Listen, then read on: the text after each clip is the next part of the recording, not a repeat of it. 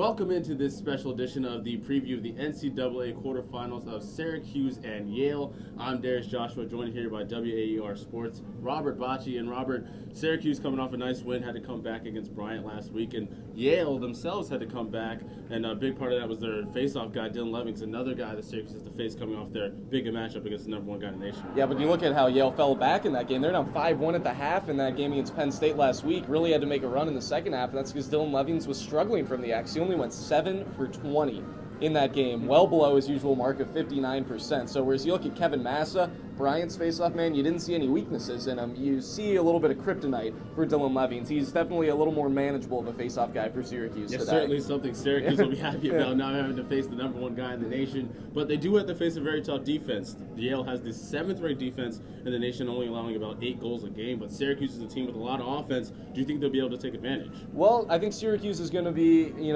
able to score on this team. Syracuse is one of the best offenses in the country, coming in scoring more than 12 goals a game. And you look at guys like Luke Cometti with the off-ball movement, it's almost dizzying out there. It's tough for someone like Peter Johnson to try and stop that. I just don't know if this Yale defense, it's good, but I don't know if they've seen something like Syracuse's that is really going to be on par with it and be able to shut it down. Yeah, the Yale Bulldogs, not all defense. They do have a couple offensive weapons. #1 guy for them is Brandon Mangan, 35 goals on the year. Do you think he'll be able to kind of take advantage of Syracuse? Well, that's definitely something that Yale's going to have to rely on. They have a very good offense, very good attack. Brandon Mangan's the guy that leads that. They also have Kirby Zadrill. But most of the offense comes from that attack. Syracuse's strength all season has been its veteran defense. So I think that's really going to be the key matchup in this game. It's going to be a tough one to predict, but Brandon Mangan and the rest of that offense are very good scorers. And we heard Syracuse's matchups a little earlier this week. You got Sean Young on Kirby Zadrill. You got Brian McGill on Brandon Mangan. So I think that it seems to favor Syracuse the way things have gone overall this season, the way McGill's been able to shut teams down.